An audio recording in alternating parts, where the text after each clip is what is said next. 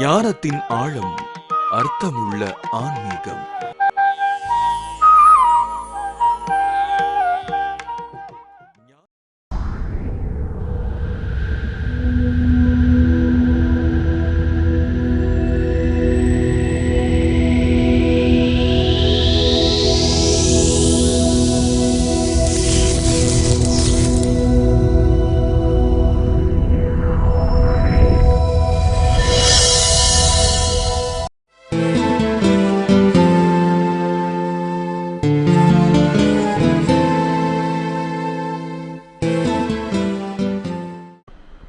வண்டி சக்கரம் மாதிரி மேலே போய் கீழே வரும், கீழே போய் மேலே வரும்.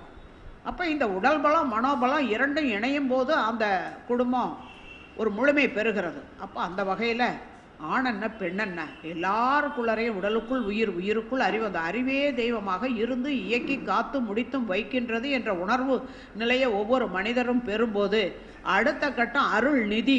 அங்கேயும் ஆண்பால் பெண்பால் எல்லாம் இல்லை.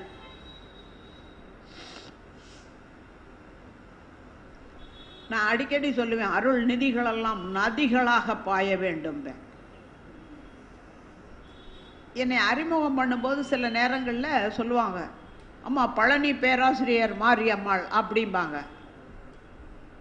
நான் அப்புறம் என்னை அறிமுகப்படுத்தி முடித்த உடனே நான் சொல்லுவேன், அவங்கள இன்சல்ட் பண்ணணுங்கிறதுக்காக இல்லை, ஒரு மாற்றங்கள் வேணும். சேஞ்ச் அலோன் இஸ் பர்மனண்ட்டு, மாற்றமே நிலையானது.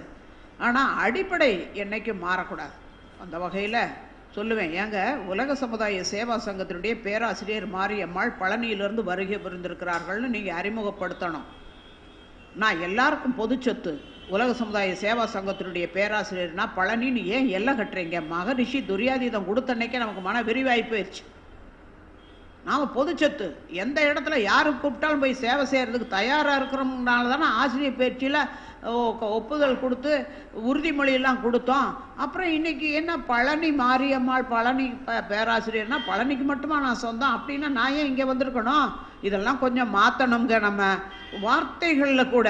ஏன்னா அந்த வார்த்தைகள் தான், எண்ணம் தான் சொல்லாகுது, சொல் தான் செயலாகுது, செயலுக்கு விளைவு இருக்குது. அந்த விளைவு எப்படி இருக்கணுங்கிறத கணித்து கொண்டு செயல் செய்யக்கூடிய திறனை ஆசான் அருள் தந்தை கொடுத்துருக்காங்க. அந்த வகையில் ஆனால் அந்த மங்கையராக பிறப்பதற்கு மாதவம் செய்திடல் வேண்டும். அப்படின்னா மாதவம்னா என்னம்மா? அது பெரிய தவமா, மெகா சீரியல் சொல்கிறாங்கல்ல, அது மாதிரி பெருசு, அதை விட பெருசு இல்லை அப்படிங்கிறது. யோகங்களிலே உயர்ந்த யோகம் சுவாமி விவேகானந்தர் சொல்றார், மகா யோகம்ங்கிறார். மகானா பெரிய, அதை விட பெரியங்கிறதே இல்லை. இப்போ அந்த மகா யோகம்ங்கிறது என்ன அப்படின்னா அதைத்தான் துரியாதீதம்னு மகரிஷி நமக்கு கொடுத்து தெய்வமே நானுமாக ஆகியிருக்கிறது அப்படிங்கிற உணர்வை கொடுத்தார். அதுதான் யோகம், மகா யோகம். ஆனால் அது டக்குன்னு எல்லாருக்கும் கிடைக்காது. அவருக்கு வேணால் விவேகானந்தருக்கு ராமகிருஷ்ண பரமஹம்சர் ஒரு தொட்ட உடனே மன விரிவாகி போச்சு. ஏன்னா அது முற்பிறவியில் வந்த ஒரு தொடர், அதனுடைய அது மாதிரி எல்லாருக்கும் முடியுமா? முடியாது. இப்போது அந்த ஆண் பெண்ணுங்கும் போது இங்கே என்ன, இந்த நம்ம ஆரம்பிக்கும் போது சொன்ன மாதிரி தனி மனிதனுடைய வாழ்க்கை சமுதாயத்தை சார்ந்தும் சமுதாயத்தினுடைய வளமானது தனி மனிதனுடைய செயல்பாடுகளை பொறுத்தும் தான் அமையுதுங்கிறத பார்த்தோம். அதனால தான் மகரிஷி சொல்லுவாங்க, இந்த உலகத்தில் ஜனத்தொகை கணக்கெடுக்கிறாங்க, 10 வருஷத்துக்கு ஒரு தடவை நம்ம நாட்டிலையும் கணக்கெடுக்கிறாங்க. இத்தனை கோடி பேர் இருக்காங்க, 10 கோடி பேர் ஜனத்தொகைன்னு கணக்கு சொல்கிறாங்கன்னா இந்த 10 கோடி பேரில் பாதி பேர் பெண்கள், மீதி பேர் அப்படின்னு உடனே எல்லாரும் கூட்டத்தில் இருக்கவங்களாம் என்ன சொல்லுவாங்க? ஆண்கள். ஏன்னா பாதி கழிச்சா மிச்சம் இருக்கிறது அதானே, அதை விட வேற என்ன இருக்குது? குழந்தை பிறந்துருச்சுங்களா? என்ன குழந்தை? ஒன்றா ஆணாக இருக்கணும், இல்லைன்னா பொண்ணாக இருக்கணும், அவ்வளோதான். வேற ஏதாவது பிறக்க போகுதா? இப்போ மீதி பேர் இந்த பெண் மக்கள் பெற்றெடுத்த பிள்ளைகள். ஆண்களுக்கோ XY குரோமோசோம், பெண்களுக்கோ XX குரோமோசோம்ஸ். அப்பாவுடைய விந்தணுவிலிருந்து ஒய் குரோமோசோம் வெளிப்பட்டு அம்மாவோட எக்ஸில் சேரும்போது ஆண் குழந்தைகள் உருவாக்கப்படுகிறார்கள். அப்பாவுடைய எக்ஸ் குரோமோசோம் வெளிப்பட்டு அம்மாவுடைய எக்ஸில் இணையும் போது பெண் குழந்தைகள் உருவாக்கப்படுகிறார். இதுதான். ஆக ஆண் தன்மையும் இருக்கு, பெண் தன்மையும் இருக்கு இருபாலர்ட்டையும். அதுக்கு தான் ஒரு கடவுளை வச்சாங்க. என்ன கடவுள்? அர்த்தநாரி. அர்த்தன்னா பாதி, நாரின்னா பெண்ணு, பாதி பெண். அவன் கண்டுபிடிச்சிட்டே இருப்ப 57 கோடி ஆண்டுகள் ஆகுதான். மனித மூளையினுடைய அறிவு வளர்ச்சி என்ன வேகமாக போயிட்டு இருக்கு பாருங்க. 57 கோடி ஆண்டுகளுக்கு முன்னாடி நடந்ததை கண்டறியக்கூடிய திறன் இந்த மனிதன்கிட்ட இருக்குன்னா எவ்வளவு அற்புதமான அறிவை உடையவன் மனிதன். கொஞ்சம் சிந்திக்கணும் எல்லாருமே. அப்ப அந்த ஜீவ இன தோற்றத்தின் போது பார்த்தீங்கன்னா அந்த ஒரு செல் 1 2 ஆகுது, 2 4 ஆகுது, 4 8 ஆகுது, இப்படியே பிரிஞ்சுக்கிட்டு தான் பெருகிட்டு வந்தது. அதனால தான் பெருகு. மத்தியானம் சாப்பிட போகிறீங்களா, அதில் பெருகுன்னு ஒன்று போடுவாங்க. கன்னடத்துலேயும் தெலுங்குலையும் என்ன பெருகு. பெருகு பெருகுன்னா தயிர்.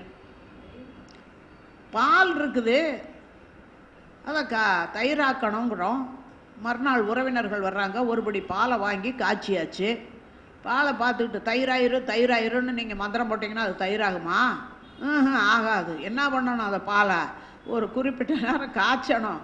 நல்லா பொங்க போட அப்பயே புற போட்டாலும் திரிஞ்சு போயிடும். அப்போ கொஞ்ச நேரம் ஆற வைக்கணும். ஒரு குறிப்பிட்ட காலம் எடுத்துக்கும் எந்த ஒரு காரியமுமே. இயக்க நீடிப்பு தான் காலம். அதுக்குள்ள ஒரு இயக்கம் இருக்குது. அப்போ ஒரு 5 மணி நேரம் 6 மணி நேரம் அப்புறம் அந்த ஆற வச்சு எடுத்துட்டு ஒரு துளி எவ்வளவு தயிர் போடுறோம் அதுக்குள்ளார தயிர் ஆகணும்னா ஒரு படி பாலுக்கு ஒரு படி தயிராக ஊற்றுறோம் இல்லை, ஒரு துளி தான் போடுறோம். இப்போ ஒரு 5-6 மணி நேரம் கழித்து பார்த்தா தண்ணியாட்டம் இருந்த பால் இப்போ கெட்டியாக போயிடுச்சு. யார் மந்திரம் போட்டாங்க? எப்படி இது ஆச்சு? அந்த ஒரு துளியில் இருந்த அந்த ஈஸ்ட்டு பாக்டீரியாக்கள் புளிப்பு 1 2 ஆகுது, 2 4 ஆகுது, 4 8 ஆகுது, பெருகி பெருகி பெருகி பெருகி அதுதான் பெருகாய் போயிடுச்சு, தயிராகி போச்சு. அது மாதிரி தான் ஜீவ இனம் பெருகி வந்தது. அதில் தோற்றத்தில் ஏற்பட்ட மாற்றங்கிற முறையில் பலமானது. பலம் குறைந்ததோட இணைந்து வாழும்போது ஒரு பாதுகாப்பு உணர்வு. அந்த வகையில் ரெண்டும் இணைஞ்சு அந்த ஜீவ இனம் இருக்கும்போது அந்த ஒரு பிணைப்பு அதுக்கு ஒரு சுகத்தை கொடுக்குது. அப்படி வாழ தொடங்கும் போது 2 கருமைய பதிவுகளும் பரிமாறிக்கொள்ளப்படுது. அப்படி பரிமாறிக்கொள்ளப்படும் போது தான் புதியதாக 3ஆவதாக ஒரு இனம் வரும்போது இப்போ ஒரு பக்கம் ஃபங்க்ஷன் ஆகும்போது இன்னொரு பக்கம் சார்ஜ் ஆகிட்டு இருக்குது.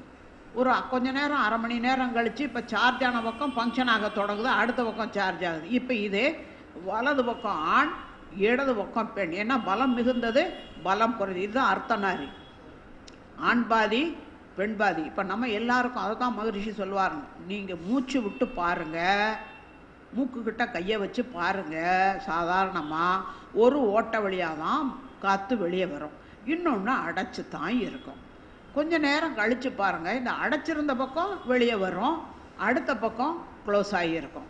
இதுதான் நம்ம உடலில் நடந்துகிட்டு இருக்கக்கூடிய நிகழ்வு.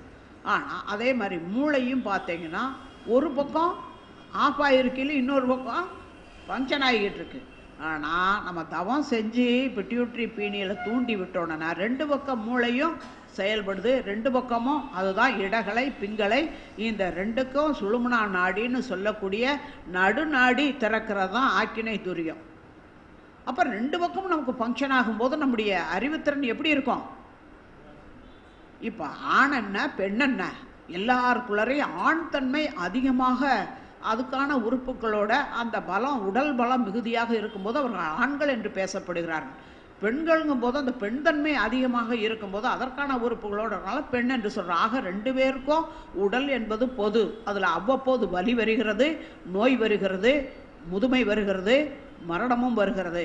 உயிர் என்பது பொது. அதில் ஏதாவது வித்தியாசம் இருக்கா? ஆம்பளைக்கு உயிர் 500 யூனிட்டு, பொம்பளைக்கு உயிர் 400 யூனிட்னு ஏதாவது கணக்கு இருக்கா? ஒன்றும் கிடையாது. உயிர் என்பது பொது.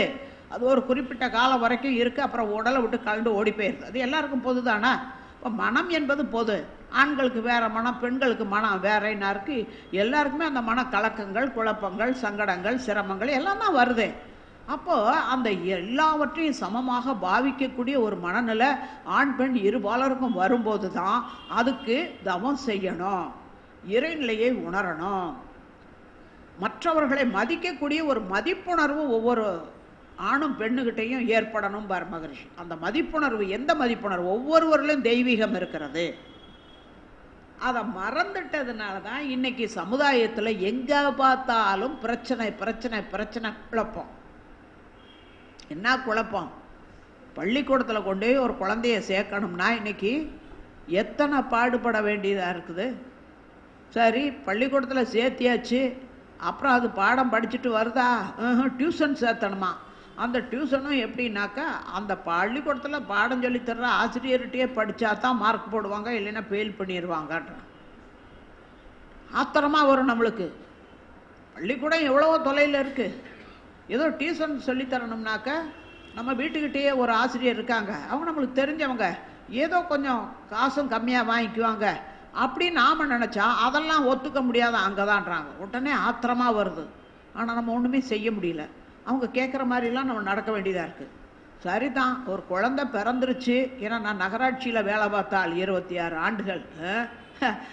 என்னென்ன கூத்து! அதனால தான் அப்பான்னு சல்யூட் பண்ணிட்டு 46 வயசுலேயே வெளியே வந்தேன். ஏன்னா மனவளக்கலைக்கு வந்துட்டு உண்மைகளை உணர்ந்த பிறகு அங்கே நம்மளால் வேலை பார்க்க முடியல.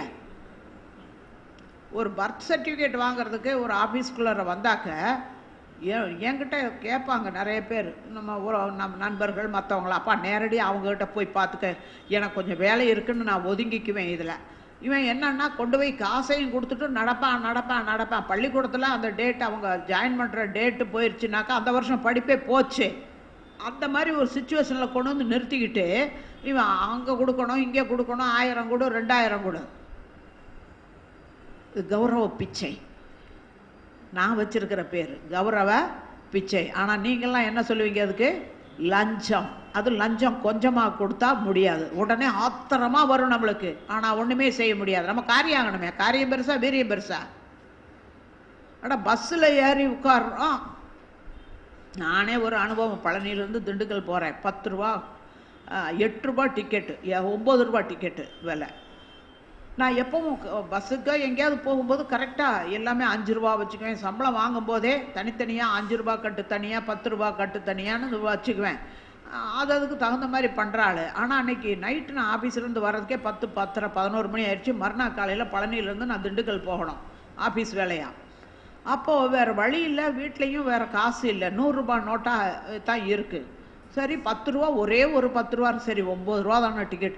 அங்கே இறங்கி 1 ரூபா கொடுத்து நான் டவுன் பஸ்ஸில் ஏறி போகணும். இப்போ 1 ரூபா வேறு வேணுமே. சரி பரவாயில்ல, பார்த்துக்குவோம். அவன் கண்டக்டர்கிட்ட 100 ரூபாயை கொடுத்தா காத்தாலேன்னு கடிப்பானே, இதெல்லாம் ஓடுது நமக்கு. ஆனாலும் சரி இனி வேறு வழியில் அதிகாலை நான் கிளம்பணுன்ட்டு எடுத்துகிட்டு கிளம்பிட்டேன். பஸ்ஸில் 10 ரூபாயை அந்த ஆள்கிட்ட கொடுத்துட்டேன். கண்டக்டர் டிக்கெட்டை கொடுத்துட்டியான், பாக்கி 1 ரூபா கொடுக்கவே இல்லை. எனக்கு அவன் டவுன் பஸ்காரன்ட்ட 100 ரூபாயை கொடுத்தோன்னா என்ன பாடு! காலங்காலத்தில் நான் போகிற காரியமே எனக்கு ஒன்றுமே செய்ய முடியாத மனநிலையை ஏற்படுத்தி போடுவான். இது அவன்கிட்ட போகும்போது வரும்போதும் மூஞ்சியை பார்க்கறது. அப்புறம் ஒரு தடவை கேட்டு, என்னங்க அந்த 1 ரூபான்னு அப்படின்னு 2-3 தடவை அந்த ஆள் போக வர இருக்கான இல்லாமல் அந்த 1 ரூபாவை கொடுக்கவே மாட்டேங்கிறேன். எனக்குன்னா ஐயோ, அங்கே போய் அந்த கண்டக்டர்கிட்ட எத்தனை திட்டு வாங்க போகிறனோ, நான் போகிற வேலை கூட எனக்கு மறந்து வச்சு இந்த 1 ரூபாயிலேயே நிற்கிது மனசு. அங்கே போய் பஸ்ஸை விட்டு இறங்கும் போது அவங்ககிட்ட, தம்பி 1 ரூபாயை கொடுங்க. அவன் என்னைய பிச்சைக்காரியை பார்த்தா மாதிரி பார்த்தா அந்த 1 ரூபாய் தூக்கி போட்டான் பாருங்க. இன்னைக்கு வரைக்கும் மறக்க முடியாத காட்சி. அதன் பிறகு நம்ம மனவளக்கலைக்கு வந்த பிறகுங்க இந்த கண்டக்டர் டிரைவர்களை எல்லாரையும் வண்டியில் ஏறி உட்காந்தா வண்டிக்கு ஒரு அருள்காப்பு, கண்டக்டருக்கு ஒரு வாழ்த்து, அவனுக்கு ஒரு சங்கல்பம், இதெல்லாம் போட்டுக்கோங்கன்னு மகரிஷி சொல்லி கொடுத்தா பிறகு பார்த்தீங்கன்னா அத்தனை கண்டக்டர் டிரைவரும் நம்மகிட்ட வந்து சல்யூட் அடிச்சுட்டு பயிற்சி எடுத்துகிட்டு போனான் நம்ம வாழ்த்துன வாழ்த்து. இப்போ அந்த ₹1 கொடுக்கலைன்னு எத்தனையோ பெண்கள் மனசுக்குள்ளார வச்சுட்டு அவமானப்பட்டுட்டு அசிங்கப்பட்டவங்க எத்தனையோ பேர். ஆண்களாவது துணிஞ்சு கேட்டுருவாங்க, ஆண்களுக்கு ஆண்கள் கொடுத்துருவாங்க. ஆனால் பெண்கள்கிட்டனா ஏமாத்திடுறான். அது எனக்குரிய காசு, நீ கரெக்டாக சில்லறையை வச்சுட்டு ஏறி இருக்கணும்ல. இதெல்லாம் நியாயப்படுத்தப்பட்ட உண்மைகள். இது யாருமே ஒன்றுமே சொல்ல முடியல. ஆனால் நொந்து நூலாகுவான். சரிங்க, ஒரு ஓட்டு போடுறவங்களுக்கு எதுக்கு ஓட்டு போடுறோம்னு தெரியல, வாக்கு சேகரிச்சுட்டு சீட்டில் உட்காந்துருக்கிறவங்களுக்கும் ஒரு பொறுப்பில் இருக்கிறவங்களுக்கு எதுக்கு இங்கே உட்காந்துருக்கோம்னு தெரியல. அதனால தான் மகரிஷி வாழ தெரியாதோர் வாழ்நாட்டில் ஆள தெரியாதோரின் ஆட்சியே நடக்கும்னு எழுதினார்.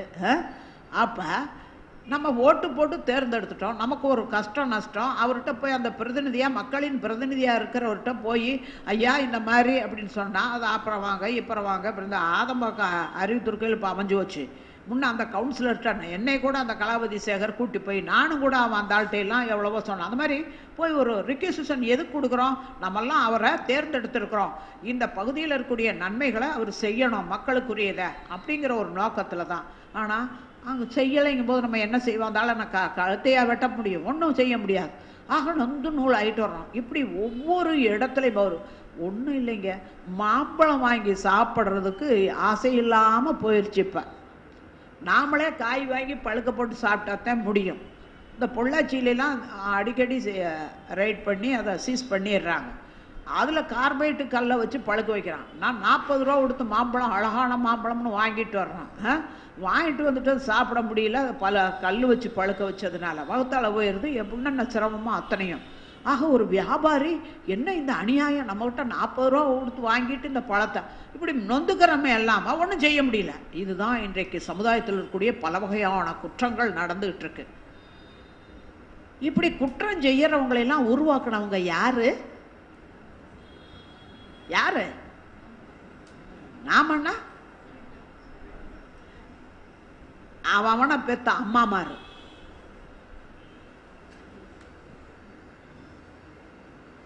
இன்று புறந்தறுதல் எந்தலை கடனே, சான்றோன் ஆக்குதல் தந்தைக்கு கடனேன்னு கடமையை வகுத்து கொடுத்தாங்க நம்முடைய முன்னோர்கள். அந்த ஈன்று புறந்தரக்கூடிய அந்த பெண்மணியானவ உடலாலும் மனதாலும் நொந்து நூலாயிருந்தா எப்படி பிள்ளைய பெறுவா? கருமைய களங்கங்களோட பிள்ளைகளை பெற்றுக்கிட்டு இருக்கோம்னு யாருக்காவது தெரியுதா? நான் எப்படி வேணாலும் இருப்பேன், ஆனால் என் பிள்ளைய மட்டும் யோக்கியமாக இருக்கணும், அது முடியவே முடியாது. அதே ஒன்று போட்டால் சொறையொன்னா முளைக்கும். அதனால தான் மகிழ்ச்சி பெற்றோருடைய ஜெராக்ஸ் காப்பி பிள்ளைகள். இந்த பெண்களுக்குரிய மதிப்பை முற்காலத்தில் ஆதியில் பார்த்தீங்கன்னா, ஏன்னா நான் அந்த ஃபிலாசபி அண்ட் ரிலிஜன் எம்ஏ படிக்கும்போது அதான் இதெல்லாம் நிறைய உண்மைகள் எனக்கு தெரிஞ்சுட்டேன். ஆனால் பெண்களை கடவுளாகவே வணங்கிய நாடு, அதுவும் இந்திய நாடு, ரொம்ப எல்லா உலகமே போற்றக்கூடிய அளவுக்கு ஆன்மீகத்தில் உயர்ந்த நாடு. யோகங்கள் யாகங்கள் அந்த காலத்தில் செஞ்சாங்களே வேத காலங்களில். பெண் ஆன்மீகவாதிகள்னு எடுத்துக்கிட்டிங்கன்னா கார்கி, லோபமுத்திர, மைத்ரேயி போன்ற ஒரு சில பெண் மக்கள் தான் இருந்திருக்காங்க. அவங்கள பிரம்மவாதினிகள்னு சொல்கிறாங்க. அவர்கள் பூணூல் அணிந்து கொண்டு யாகங்கள் யோகங்கள் செய்ததாக வரலாறுகள் சொல்லுதுங்க. அப்புறம் பார்த்தீங்கன்னா இடைக்காலத்தில் இந்த மன்னராட்சின்னு எப்போ ஏற்பட்டுச்சோ அப்போதான் நடந்த கூத்து இந்த பெண் மக்களுக்கு இழைக்கப்பட்ட ஒரு பெரிய அநீதி. அதை உடைச்சவர் 20, 21ஆம் நூற்றாண்டில் வேதாத்ரி மகரிஷி.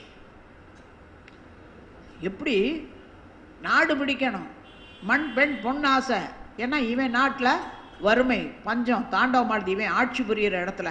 ஆனால் இன்னொரு நாட்டில் வளம் நிறையா இருக்குது, அதனால் கேட்டால் கொடுக்க மாட்டேங்கிறான், பிடிங்கிட்டு வந்துடு. இதுதான் மிருகநிலை பதிவுகள் ஒவ்வொரு மனிதருக்குள்ளாரையும் ஜீனில் வந்துக்கிட்டே இருக்குது. சந்தர்ப்பம் கிடைக்கும் போது வெளிப்படுது. பிறர் வளம் பறித்தல்ங்கிற முறையில் இட்டுண்டு வாழ்தல்ங்கிறது 6வது அறிவுடைய சிறப்பு மனித பண்பு, பறித்துண்டு வாழ்தல்ங்கிறது மிருகநிலை பண்பு. இது அந்த மன்னராட்சி காலத்தில் போர் என்ற முறையில் சண்டை போடுறாங்க. மண் பெண் இதெல்லாம் இவங்க அபகரிச்சுக்கணுங்கிற ஒரு எண்ணத்தில் அப்படி சண்டை போடும்போது அதை தான் மகரிஷி சொல்லுவாங்க, மிருகங்களாவது தன்னோட பல்லையும் நகத்தையும் மட்டும் வச்சு தனக்குரிய உணவுக்காக அடுத்த உயிரை துன்புறுத்தும். ஆனால் அந்த மனிதன் 6வது அறிவுடைய சிறப்பு ஒரு ஆரம்பத்தில் இருக்கும்போது ஆதி மனிதர்களாக இருக்கிறவங்க கையால் அடித்து கிடைக்கிறத பிடுங்கி சாப்பிட்டு இப்படி தான் பண்ணாங்க. இப்போ ஒரு மிருகத்தை அடித்து சாப்பிடணும் போது கைக்கு பலம் பத்தலைன்ன உடனே என்ன பண்ணுறான், ஒரு கல்லை எடுக்கிறான், கைக்கு உபகருவி, ஒரு கல்லை எடுக்கிறான், அதை செதுக்கிறான், கூர்மையாக்கிட்டு அப்படி போட்டோன்னா அது ஓடுறது, கீழே விழுகுது, எடுத்து சாப்பிட்டான். அது அந்த காலத்தில் இயற்கையோடையே சேர்ந்து மிருகங்கள் போலையே வாழ்ந்த காலம். அப்போ உடலுக்கு உபகருவிகளை கண்டுபிடிக்க விஞ்ஞான வளர்ச்சி அடைய உண்மைகளெல்லாம் மறந்து போய் மெய்ஞானமே இல்லாமல் போயிடுச்சு இன்னைக்கு நாட்டில். அந்த போர்க்களத்தில் இந்த பக்கம் 1000 பேர் செத்து போயிடுறான், அந்த பக்கம் 1000 பேர் செத்து போயிடுறான். இப்போ இவனுக்கு போர் வீரர் வேணுமே சண்டை போடுறதுக்கு, ராஜாக்களுக்கு. இந்த போர் வீரர்களை உருவாக்குறவங்க யார்? இந்த அம்மாமார்கள். அதனால தான் பிள்ளை வெறும் யந்திரமாக்கப்பட்டார்கள், பெண்கள் போகப் பொருளாக்கப்பட்டார்கள். இந்த சமுதாயத்தில் ஏற்பட்ட ஒரு பெரிய கேடு அதுதான். அவ்வளவு பெண் மக்களுடைய கருமையமும் களங்கப்பட்டு போய் இருந்ததுன்னா அவர்கள் பெற்றெடுத்த பிள்ளைகள் இந்த சமுதாயத்தில் எப்படி எந்த துறையில் சிறப்பாக விளங்க முடியும்? ஏழை அழுத கண்ணீர் கூறிய வாழ் ஒக்கும்பாங்க. அந்த வகையில் வாயால் சொல்ல முடியாமல் எத்தனையோ பெண்கள் தங்களுடைய அடிப்படை உரிமைகளை கூட பெற முடியாமல் இன்னும் எத்தனை கொடுமைகள் இங்கே நடந்ததுங்கிறத மகரிஷி சொன்ன பிறகுதான் நமக்கு நிறைய விஷயங்கள் தெரியுது. ராஜாராம் மோகன் ராய்ங்கிறவர் சதிங்கிற ஒரு பழக்கத்தை ஒழிச்சார் அப்படிங்கிறத நம்ம பாடம் படிச்சிருக்கோம். ஆனால் அதை எலாபரேட் பண்ணி மகரிஷி சொல்லும்போது தான் நமக்கு அட பாவமே இப்படி இல்லாமல் கூத்து பண்ணியிருக்கானுங்க அப்படின்னு தோணுது. என்ன திருமணம் என்ற ஒரு புனிதமான ஒப்பந்தம், இது எதுக்காக தெரியாமையே கல்யாணம் பண்ணி வைக்கிறாங்க? வினைகளை கழித்துக் கொள்வதற்கு கிடைத்த ஒரு உதவிதான் வாழ்க்கை துணை நலம். அப்போ அந்த கணவன் இறந்து விட்டான் என்றால் அந்த மனைவியை அந்த சிதையில கணவனை எரிக்கிற அந்த தீயுக்குள்ள அந்த பெண் ஐயோ என்னை விட்டுருங்கடான்னு அவள் அலர்னாலும் முடியாது, தூக்கி அள்ளி கொண்டு போட்டுருவானுங்க. என்ன ஒரு கொடுமை! இது கொலை இல்லையா? ஏன்னா அப்ப பெண்களால இந்த சமுதாய குற்றங்கள், முறையற்ற பால் கவர்ச்சியின் மூலமாக தவறுகள் வந்துவிடும் அப்படிங்கிறதுக்காக. அது மட்டும் இல்லை, ஒரு சாரார் என்ன பண்ணுவாங்க, அந்த பெண்ணை மொட்டையடிச்சு பின்னாடி பக்கத்தில் கொண்டு போய் 6 குடும்பத்தில் இருக்கிறோம் பார்க்கக்கூடாது, தரையில் தான் படுக்கணும், பாய் விரித்து படுக்கக்கூடாது, நல்ல உணவு சாப்பிட முடியாது, இப்படியெல்லாம் கொடுமைப்படுத்தியிருக்காங்க. அப்போ அத்தனை வருத்த அலைகளும் மகரிஷி தான் சொல்கிறாங்களே, ஒவ்வொரு எண்ணமும் உண்ணும் உணவு உடல் மட்டும் பாயும், எண்ணும் எண்ணம் எங்குமே பாயும். ஒரு அசைவு ஒரு சின்ன அளவில் ஏற்பட்டாலும் அந்த அலை நம்ம ஒவ்வொரு செல்லுலையும், உடல் செல்லில் பதியுது, மூளையில் பதியுது, உடல் முழுதும் ஜீவகாந்தத்தில் பதியுது, கருமையத்தில் தரமாக பதியுது. அதே சமயத்தில் பிரபஞ்ச காந்த களத்திலையும் பதிஞ்சுக்கிட்டு இருக்குது. பிரபஞ்ச காந்த களத்தவே நம்ம எல்லாம் மறந்துடுறோம். வாழ்ந்து மறைந்தவர்களின் அனுபவ பதிவுகளே பிரபஞ்ச காந்த களம். அப்போ அந்த எண்ணம், ஒவ்வொரு எண்ணம் கட்டாயம் செயலுக்கு வந்தே தீரும். அது எண்ணியவர் தான் செயல்படுத்தணும்னு இல்லை, யார் அந்த எண்ணத்தை செயல்படுத்தக்கூடிய திறன் உடையவர்களோ அவர்கள் மூலமாக காலத்தால் விரிச்சு காட்டும். அதுதான் இறை நீதியாகவே இருக்குது. அப்போ அந்த வகையில் இந்த பெண்மக்கள் உடலாலும் மனதாலும் எவ்வளவெல்லாம் வருத்தம் அடையணுமோ அவ்வளவு வருத்தமும் பட்டு பட்டு பட்டு இவருடைய மனோபலம் எங்கே போச்சு? எது பலமோ அதுவே பலவீனமாக்கப்பட்டு விட்டது. அதுதான் இந்த சமுதாயத்தில் ஏற்பட்ட மகா பெரும் கொடுமை. பெண் என்றால் ஆணுக்கு அடக்கம் என்ற நிலையில், இதில் கடவுளரை கூட வச்ச போது என்ன, அதை ஆண்டவன் எல்லாவற்றையும் ஆண்டு கொண்டு இருப்பவன். பெட்டு என்றால் அடங்கி இருப்பதுங்கிற ஒரு அர்த்தம். அதனால இந்த ஆணுக்குள்ளற பெண் அடக்கம், அதனால சிவனுக்குள்ளற சக்தி அடக்கம். எப்படி கடவுளர் உருவங்களை கூட கொடுக்கும்போது அந்த ஆணுக்குள்ளற பெண் அடங்கி இருக்க மாதிரி, சிவம் என்று சொன்னால் பூரணம் மங்களம், அது இல்லாத இடமோ பொருளோ இயக்கமோ விளைவோ இல்லை. ஆனால் அது இருப்பாக இருக்கிறது. இருப்பை நாம் உணர முடியாது. எனக்குள்ளற அறிவு இருக்குது, ஆனால் நான் சும்மாவே இருந்தேன்னா அந்த அறிவு எப்படி வெளிப்படும்? இப்போ 4 வார்த்தைகள் மூலமாக சொல்லும்போது தான், மனம் என்ற கான்செப்ட் மூலமாக இயக்கத்துக்கு வரும்போது தான் அது வெளிப்பட முடியும். எனக்கு சக்தி இல்லைன்னாக்கா என்னுடைய அறிவில் இருக்கக்கூடிய திறனை நான் உங்கள்கிட்ட வெளிப்படுத்த முடியுமா? முடியாது. அது மாதிரி இருப்பாக இருந்தது, இயக்கத்துக்கு வந்தது. அந்த இருப்புக்குள்ளாகவே இயக்கமும் இருக்கிறது. ஆனால் அதை அடங்கி இருக்கக்கூடியதெல்லாம் பெண்ணென்றோம். அப்புறம் பார்த்தீங்கன்னா ஒரு கூத்து, அங்கே போய் கோயிலில் போய் உருவ கடவுளரை தவட அந்த லட்சுமி இந்த லட்சுமி அஷ்டலட்சுமின்னு கும்பிடு போட்டு வீட்டுக்கு வந்து பொண்டாட்டி அடிக்கிறவன் எத்தனை பேரை பார்க்குறான்? எதுக்கு போய் கடவுளை கும்பிட போகிறான்? ஒருத்தருக்கு ஒருத்தர் ஒத்து உதவியும் வாழணும், இனிமையாக வாழணும். அந்த இனிமையான வாழ்க்கைக்கு உதவியாக இருப்பவர்களுக்கு நம்ம நன்றி செலுத்தணும். இதெல்லாம் மறந்துவிட்ட ஒரு சமுதாயத்தில் மனிதனே துன்புறுத்தக்கூடிய ஒரு சமுதாயத்தில் தான் நம்மெல்லாம் வாழ்ந்துட்டு இருக்கோம். அன்பானவர்களே, இப்போ ஒரு காலகட்டத்தில் பார்த்தீங்கன்னாக்கா அப்புறம் இன்னும் மகரிஷி சொல்லுவாங்க, ஏன் இந்த பெண்கள் தங்களுடைய சிறப்பையும் பெருமையும் இவர்களே உணரவில்லை? அடுத்தவங்களை கையேந்தியே இருக்கணுங்கிற நிலைமை இருக்கிற வரைக்கும் இந்த பெண் மக்களுக்கு அதே தான். அந்த தன்னம்பிக்கை தைரியம் இல்லாமல் போயிடுச்சு. இவருடைய மனோபலம் எங்கே போச்சுன்னே தெரியும். எல்லாம் இருக்குது உள்ளுக்குள்ளார, அடக்கம் பெற்று இருக்கு தெய்வீகம். அது வெளியே கொண்டு வரணும்னா அதுக்குரிய பயிற்சி செய்யணும். உரிமையை பெறணும்னா கடமையை செய்யணும். கடமையை செய்யாமல் முடியாது. அந்த கடமைகள் என்ன? தான், குடும்பம், சுற்றம், ஊர், உலகு, ஐவக கடமை ஒன்றினால் ஒன்று கெடாமல் பார்க்கணும். தனக்கு செய்யக்கூடிய கடமையை செய்யாமல் குடும்பத்துக்கு நான் செஞ்சு ஓடா தேஞ்சு போயிட்டேன்னா பிரயோஜனம் இல்லை. ஏன்னா நான் அப்படி புலம்புன ஆள் தான். ஒரு காலத்தில் 1988 எல்லா மருத்துவர்களாலும் கைவிடப்பட்டாங்க. அப்போ இந்த சண்டாலயங்களுக்கு சம்பாரிச்சு போட்டுதான் இப்படி ஆயிட்டேன். நான் இப்படி தான் திட்டுவேன். என்னுடைய குடும்பத்தார் யாரும் என் நீ உடம்ப பார்த்துக்காம எங்களுக்கு சம்பாரிச்சு போடணும்னு யாருமே சொல்லலை. என் உடம்ப பார்த்துக்க வேண்டிய பொறுப்பும் கடமையும் யாருது? என்னதுதான். எனக்கு அதை சுட்டி காட்ட வேண்டியவங்க என்னுடைய பெற்றோர்கள் சொல்லித்தரல. அதனுடைய விளைவு அவங்க சொல்லித்தரலைனாலும் பள்ளிக்கூடத்துலையாவது படித்தோமே, அங்கேயாவது சொல்லியிருக்கணும், உன் உடம்பு நீ நல்லா வச்சுக்க, அப்போ தான் நீ எல்லாத்தையும் அனுபவிக்க முடியும்னுட்டு சொல்லி தந்திருந்தா நமக்கு தெரியுமே. என் கை, என் கால், என் கண்ணு, என் மூக்கு எப்படி வேணாலும் நான் பயன்படுத்துவேன். பணம் சம்பாதிக்கணும், நிறைய சொத்து சேர்த்தணும் இப்படி தான். ஆக இந்த பெண்மக்கள் அத்தனை பேரும் அவங்களுடைய சிறப்பை கூட உணரல. இன்னொரு வார்த்தையை சொல்கிறார் மகரிஷி, ஆண்களை விட பெண்களோ பெண்களை விட ஆண்களோ உயர்ந்தவர்களும் இல்லை, தாழ்ந்தவர்களும். ஆக மகரிஷி சொல்றாங்க, ஆண்களை விட பெண்களோ பெண்களை விட ஆண்களோ உயர்ந்தவர்களும் இல்லை, தாழ்ந்தவர்களும் இல்லைங்கிறார். ஒன்னா உயர்வா இருக்கணும், இல்லைன்னா தாழ்வா இருக்கணும், அடங்கி இருக்கணும், இல்லைன்னா அடக்கப்படணும், இல்லையா? இப்போ உயர்ந்தவர்களும் இல்லை தாழ்ந்தவர்களும் இல்லை அப்படின்னா அப்ப சமமானவர்களா? அப்படிதானே வர்றோம். இப்போ ஈக்குவலா? இல்லை அப்படிங்கிறாரு. என்ன சாமி, பெண்கள் சிறப்பானவர்கள்டார். என்ன சிறப்பு? புதிய உயிரை உருவாக்கக்கூடிய வல்லமையை இறைநிலை யார்கிட்ட ஒப்படைச்சிருக்குதே? ஒரு புதிய உயிர் உருவாகும் போது ஒரு தெய்வத்தை உள்ள சுமத்து உருவாக்குறான்.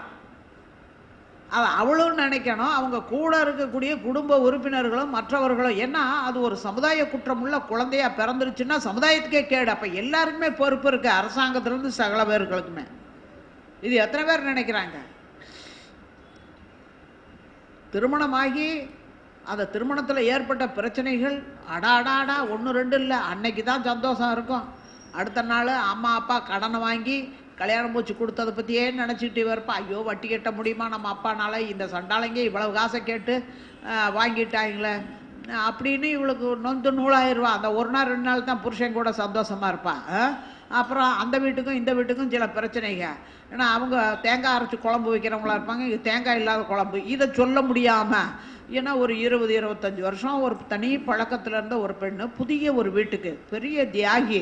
இது எத்தனை பேர் சாமி சொன்ன பிறகுதான் இதெல்லாம் நாம் சிந்திக்கிறோம். அது வரைக்கும் மக்கு மண்ணா இருக்க மாதிரி ஆமாம் இதெல்லாம் விதி, கல்யாணம் மூச்சுத்தே ஆகணும். ஆனால் வேண்டான்னா கூட விட மாட்டாங்க. அதெல்லாம் பொம்பளை பிள்ளைன்னா அதெல்லாம் கேவலம், கல்யாணம் பண்ணிக்கலைன்னா அப்படிலாம் சொல்லப்படாது அப்படின்னு.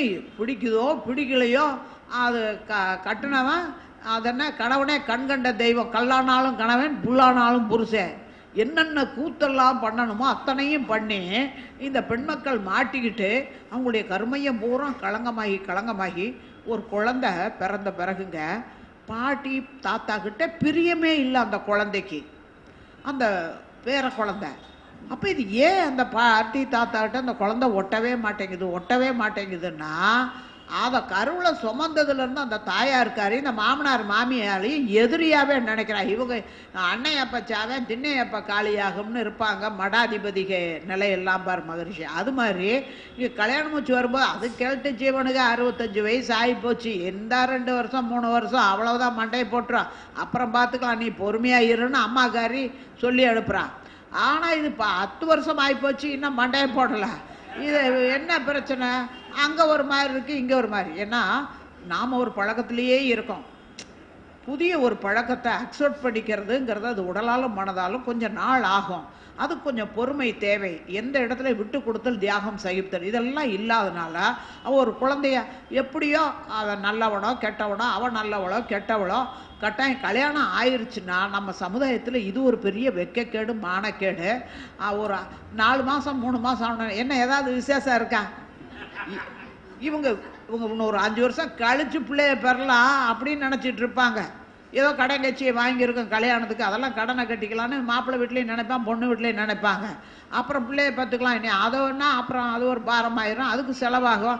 ஏன்னா கல்யாணம் முடிச்ச உடனே 7வது மாதத்துலேயே வளகாப்புன்னா கடன் கட்சி இன்னும் கல்யாண கடனே முடிக்கல, அதுக்குள்ளே எப்படி இங்கே இதுக்காக நினைப்பேன். ஆனால் அந்த ஊரில் இருக்கிறவங்க கேட்கறதுக்காகவே இவங்க பிள்ளை பெற வேண்டிய கட்டாயமாகி போயிடுது. இதெல்லாம் சமுதாய வினைக.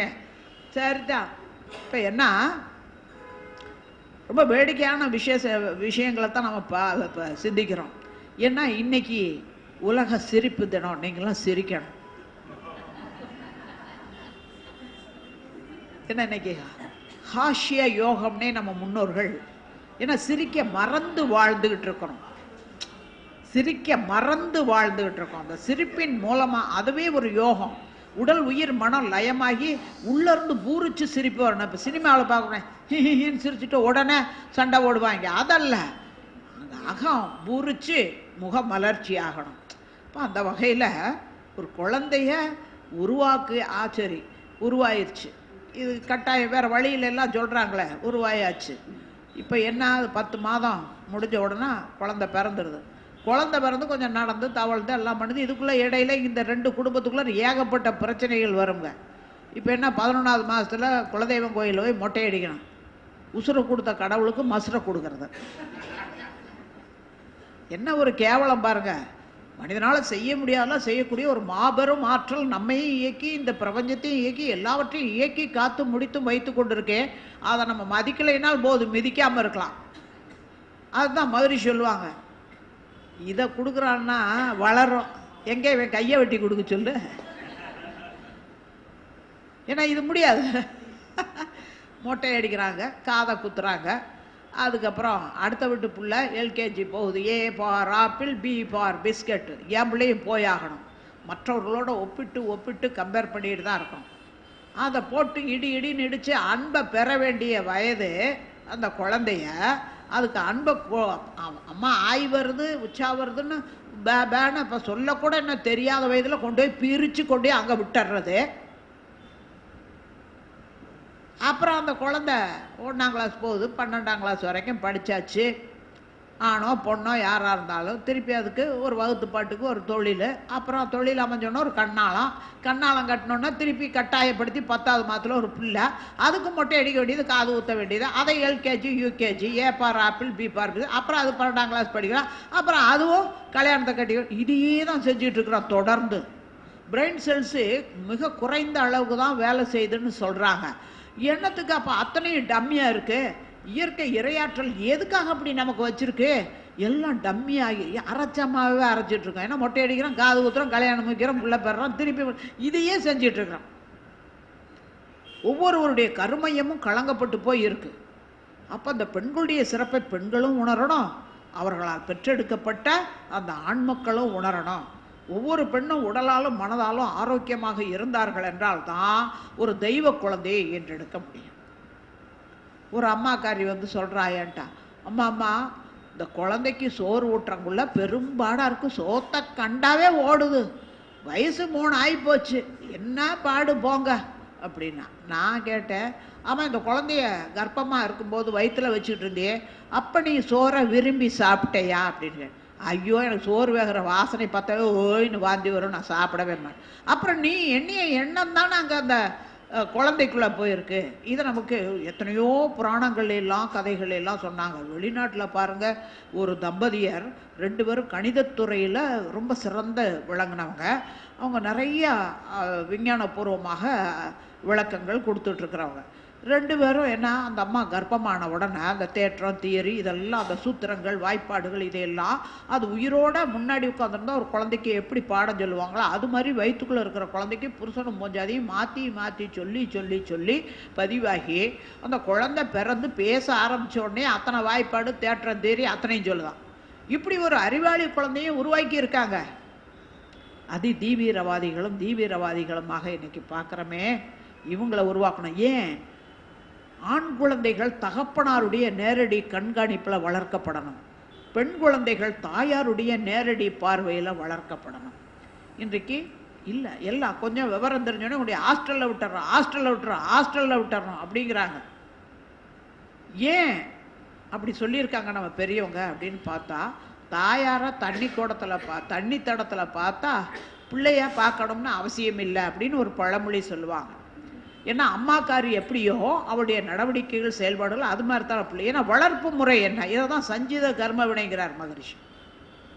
சஞ்சித பிராரப்த கர்ம வினை. முற்காலத்தில் அந்த ஒரு பெண்ணை பார்க்கறதுக்கு திருமணத்துக்காக மாப்பிள்ளை வீட்டுக்காரர் போகிறாங்கன்னா, இப்போ எல்லாம் அவன் எவ்வளவு லஞ்சம் வாங்கினாலும் கோடி கோடியாக வச்சுருக்கானா பணம், இந்த பொண்ணு வீட்டுக்காரன் மூட்டை மூட்டையாக தருவானா, ஏக்கரா எழுதி தருவானா, 10 கிலோவா 100 கிலோவா, இதை தான் டேர்ம்ஸ் அண்ட் கண்டிஷன்ஸ். திருமணங்கள் கூட வியாபாரம் ஆயிடுச்சு. எப்படி கல்வி வியாபாரம் ஆயிடுச்சோ அது மாதிரி எல்லாம் மருத்துவத்துறை வியாபாரம் தான், கல்யாணமும் வியாபாரமாக தான் மாறி போயிடுச்சு. ஆனால் முற்காலத்தில் அப்படி இல்லை. உள்ள வீட்டில் பொண்ணை பார்க்க போகல வாசலில் போட்டிருக்கிற கோலத்தை பார்ப்பா, இந்த மாமியாக்காரி அழிச்சழிச்சு போட்டிருக்காங்களா அப்படின்னா சரியில்லை. ஏன்னா மாப்பிள்ளை வீட்டுக்கார் வர்றான்னா அவங்கள வரவேற்கிற ஒரு முறை, அவ்வளோ பக்தியோட அவங்கள இணக்கத்தோடு இருக்கணும்னா அவங்க உடலாலும் மனதாலும் அமைதியாக இருந்தால் தான் அந்த கோலம் கரெக்டாக வரும். இல்லைன்னா போனாமானையை போட்டு அழைச்சிருப்பான். உள்ளே போவான், நேராக அடுப்படிக்கு தான் போவான். அந்த பொண்ணை கட்டிட்டு போகிற மாமியாக்காரி. ஏன்னா இத்தனை நாள் நீ வளர்த்திட்ட, இனி என் வீட்டில் வந்துல கொடுத்தனம் பண்ணி என் மகளா உன் மகா இனிமேல் என் மகளா போகிறாள. அதனால் அடுப்படியில் நேராக போய் ஊதாங்குளம் எடுத்து பார்ப்பா. அந்த காலத்தில் விறகு எடுப்பு தானே, அந்த ஊதாங்குளா தினமும் கழுவணும். ஏன்னா இன்றைக்கு நம்ம உபயோகிக்கிறோம்னா அந்த பொருளை கழுவி உபயோகிக்கணும். அப்படி இல்லாமல் அழுக்காக இருந்ததுன்னா இது சுத்தப்படாது. எப்படி தேர்ந்தெடுத்தாங்க பாருங்க. ஏன்னா அவ அன்றாடம் கழுவி வைக்கிறான்னா புறச்சுத்தம் அகச்சுத்தம். நானுமே இப்போ எங்கேயும் போனேன் அப்படின்னா அப்படியே பார்ப்பேன், ஒவ்வொரு வீட்டுகளையும் சுற்றிலும் நல்லா தூய்மையாக வச்சுருந்தாங்கன்னா அந்த பெண்மணியோடைய அகம் தூய்மையாக இருக்குன்னு அர்த்தம். செதறி போட்டிருக்காங்கன்னாவே அங்கே எல்லா குழப்பம்தான், இந்த குடும்பமே குழப்பமாக தான் இருக்கும். அந்த வகையில் இனியும் பார்த்தீங்கன்னா சிக்கனமாக அந்த பொண்ணு இருக்காளா அதை செக் பண்ணுறதுக்கு குத்து விளக்கை பொருத்தி வச்சு பொருத்த சொல்லுவாங்க. எண்ணெயெல்லாம் ஊற்றி திரியெல்லாம் போட்டு பார்த்துக்கிட்டே இருப்பாங்க எல்லாரும் பயபக்தியாக. அம்மாக்காரி சொல்லி தான் பண்ணுவா எல்லாம். இந்த பொண்ணை பார்க்க வந்திருக்கிறவா கூர்ந்து கவனிச்சிருப்பா. ஒரே ஒரு குச்சியில் 5 முகத்தையும் பொருத்திட்டு அவள் சிக்கனமானவன். ஒவ்வொரு தடவையும் பொருத்தி 5 குச்சியை செலவுன்னா இது ஊதாரி. இப்படியெல்லாம் முற்காலத்தில். அதே மாதிரி ஒரு ஆண் என்று இருந்தால் அவன் ஒழுக்கமாக பிழைக்கணும், உழைச்சி பிழைக்கணும். ஒருவேளை அவனுக்கு என்னைக்காவது முடியாமல் போயிருச்சு அப்படின்னா கூட இந்த பெண்ணுடைய அறிவையும் ஆற்றலையும் வச்சு அந்த குடும்பத்தை நடத்தணும். இதுக்கெல்லாம் பெற்றோர்கள் தயாரிப்பு பண்ணினாங்க முற்காலத்தில். அதுதான் பிரம்மச்சரிய நோன்பு என்றும் பாவை நோன்பு காலம்னு வச்சாங்க. இளமையில் தங்களுடைய அறிவையும் ஆற்றலையும் உயர்த்தி கொள்ளும் காலம்னு வச்சாங்க. இன்றைக்கி அதெல்லாம் விளக்கம் இல்லாமல் போயிடுச்சு. அதை மனவளக்கலையில் மகரிஷி நமக்கு அகத்தவம் கொடுத்து அகத்தை ஆய்வு செய்து எங்கே விட்டு கொடுத்தல் தியாகம் சகிப்புத்தன்மை இருக்கிறதோ அங்கே எல்லாமே அமைதி தான், மகிழ்ச்சி தான், நிறைவு தான், இனிமையாக வாழ முடியும் அப்படிங்கிறத பயிற்சி திட்டமாக்கி கொடுத்துருக்காரு. எத்தனையோ பேர் சொன்னாங்க வார்த்தைகளை, குடும்பம் நல்லா இருக்கணும்னாக்கா பெண்களுடைய பெருமையையும் மதிப்பையும் உணர்ந்த வீடும் நாடும் மேன்மை பெறும்னு சொன்னாங்க. ஆனால் சொன்னதுக்குரிய செயல் திட்டம் வடிவமாக்குனவர் யாருனாக்கா வேதாத்திரி மகரிஷி. கடவுளை போய் எங்கெங்கெல்லாம் கும்பிட்டுக்கிட்டு அந்த கடவுள் இந்த கடவுள் இந்த கடவுள் எதுக்கு கும்பிடுறான் அதுவே தெரியல. ஒரு தடவை தைப்பூசம் நான் அழியார் போகிறதுக்காக பஸ் ஸ்டாண்டில் பழனியில் நின்றுட்டுருக்கேன். மொட்டை கூட்டம் நிறையா, அது ஸ்பெஷல் பஸ்லாம் விட்டுருக்காங்க, வரிசையில் நின்று ஏறிக்கிட்டு இருக்கு. ஐயோ, இன்னும் இந்த வால்பாறை பஸ்ஸை காணலையே, எப்போ வருதோன்ட்டு இப்படி பார்த்துட்ருக்கேன். இப்போ முன்னாடி நின்றுட்டு இருந்த ஒரு குடும்பமே மொட்டை, அப்பன் ஆயி பிள்ளைய எல்லாம் மொட்டை, எல்லாம் பழு முழுன்னு தேங்காய் இது சந்தனம் தடவி இருக்கு. திடீர்னு என்ன நடந்துச்சுன்னே தெரியல. அந்த ஆம்பளை அந்த பெண்மணியை மனைவியை மண்டையாக கொட்டுறேன், அடி சன்னானமாக அடிக்கிறான். என்னன்னே தெரியல. அப்புறம் தான் தெரிஞ்சுக்கிட்டோம், பஸ்ஸு 3 பஸ்ஸு விட்டுட்டாங்க அவங்க. அடுத்து 4வது பஸ் ஏறுன்னு அந்த ஆள் பிடிச்சா சொல்கிறார். ஆண்களாக போகிறனால அந்த அம்மா தயங்கிட்டு, சின்ன வயசும் கூட, சின்ன சின்ன குழந்தைங்க 3 தயங்கி நிற்கிறாங்க. ஆனால் இந்த சண்டாளி இந்நேரம் நான் ஊர் போய் சேர்ந்துருக்கலாம், உன்னால தான் கேட்டுச்சு அப்படின்னு போட்டு தள்ளுறேன். எதுக்கு முருகனை போய் கும்பிட்டேன்? நான் நல்லா இருக்கணும், என் குடும்பம் நல்லா இருக்கணும், என் பொண்டாட்டி பிள்ளைகளோடு நான் சந்தோஷமாக இருக்கணும், அதுக்கு தான் நான் கும்பிட்டு வந்தேன். அதை மறந்து விட்டு இங்கே அடிக்கிறானே பஸ் ஸ்டாண்ட்லேயே, என்ன பிரயோஜனம்? வாழ்க்கையே விளங்கி கொள்ளாத ஒரு நிலையில தான் இன்னைக்கு சமுதாயம் போயிட்டு இருக்கு. முதல்ல பெண்கள் தங்களுடைய சிறப்பை உணரணுங்கிறார் மகரிஷி. தங்களுடைய பெருமை என்னங்கிறத உணரணுமா? அப்போ அந்த சிறப்பை உணர்த்துவது மற்றவர்களுடைய ஒரு பொறுப்பும் கடமையும். அதனால தான் பாருங்க, பெற்றோர் மக்கள் பராமரிப்பு பாதுகாப்புக்காக ஏற்படுத்தப்பட்டது தான் குடும்ப அமைப்பு. பெற்றோர் மக்கள் பராமரிப்பு பாதுகாப்பு. இதுக்கு ஒரு கதையை சொல்லுவார் மகரிஷி. ஒரு ராஜா, அவர் அப்படியே சுற்றுலா வர்றார், ராஜ்ய பரிபாலனம் அதெல்லாம் கண்காணிக்கிறதுக்கு வர்றார், சுற்றி பார்த்துட்டு வர்றார் மக்களுடைய நிலை என்னங்கிறது. அன்றைக்கு ஏதோ ஒரு விசேஷமாக என்னமோ அவங்க அரண்மனையில் வச்சுருக்காங்க, எல்லா மக்களும் அங்கே போயிட்டாங்க. ஆனால் வயலில் ஒரே ஒரு குடியானவன், ஒரு விவசாயி, அவர் ஏர் உழுதுகிட்டு இருக்கார்.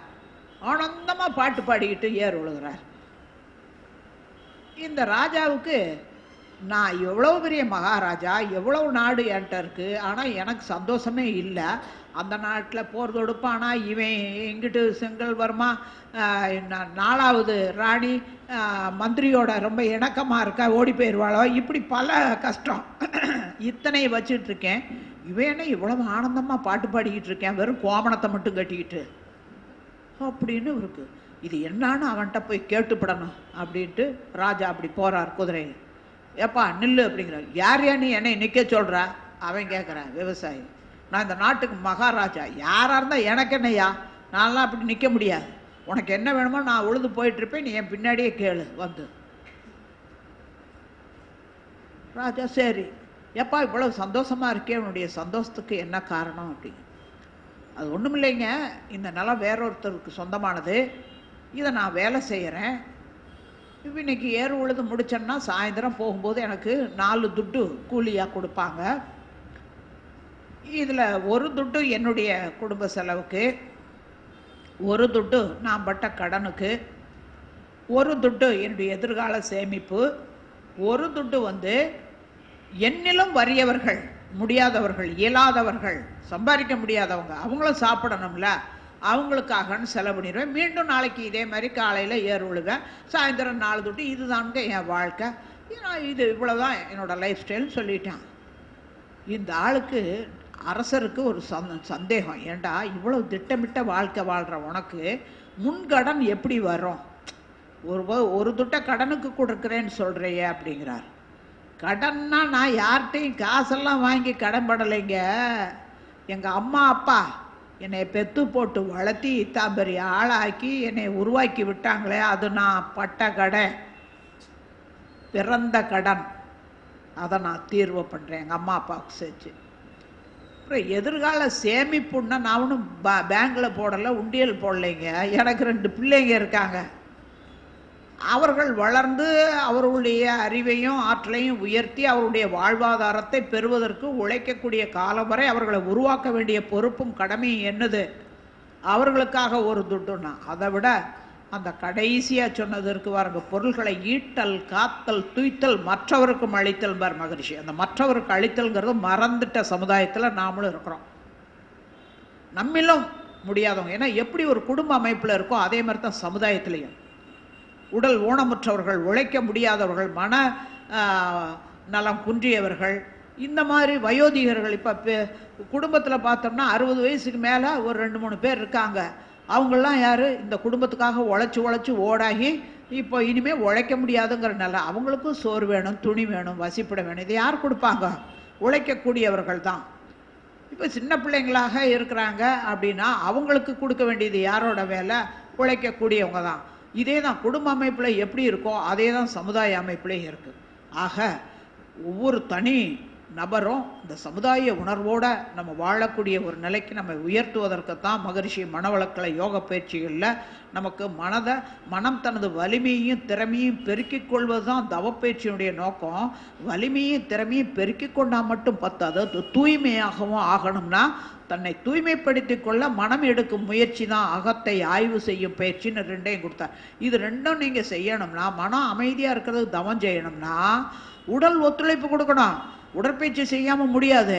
உயிரை வலுவாக்கிக்கணும். காயல்பு பயிற்சி செய்யாமல் முடியாது. ஏன்னா வாழ்க்கைக்கே ஆதாரமாக அடிப்படையாக இருக்கிறது உடல், உயிர், மனம். இந்த 3 வச்சு தான் நம்ம பொழப்பே ஓடுது. ஆக இந்த 3 நிர்வகிக்க தெரியணும், அதை பராமரிக்கவும் தெரியணும், பயன்படுத்தவும் வேணும். ஆனால் நம்ம வெறும் பயன்படுத்தி கொண்டு மட்டும் இருக்கிறனால எதிர்கால சந்ததியினர்கள் இன்னும் ரொம்ப சீர்கேடு தான் ஆகும். சமுதாயத்திலையும் சீர்கேடு ஆகும். அதில் இருந்தெல்லாம் மீட்சி பெற வைக்கணும்னா கெடுத்தது சமுதாயத்தில் இருக்கக்கூடிய அத்தனை பொறுப்பாளர்களையும் பெற்று போட்டது அவன் அம்மாமார் தான். இப்போ அதை சீர்படுத்த வேண்டிய பொறுப்பு யார்கிட்ட இருக்குன்னா இந்த அம்மாமார்கிட்ட தான் இருக்குது. அப்போ இந்த ஒவ்வொரு பெண்ணும் இன்றைக்கு சிறார்களாக இருந்தாக்க இன்றைய இளைஞர்கள் நாளைய முதியவர்கள். அப்போ முதியவர்கள் நேற்றைய இளைஞர்கள் இன்றைய முதியவர்கள்.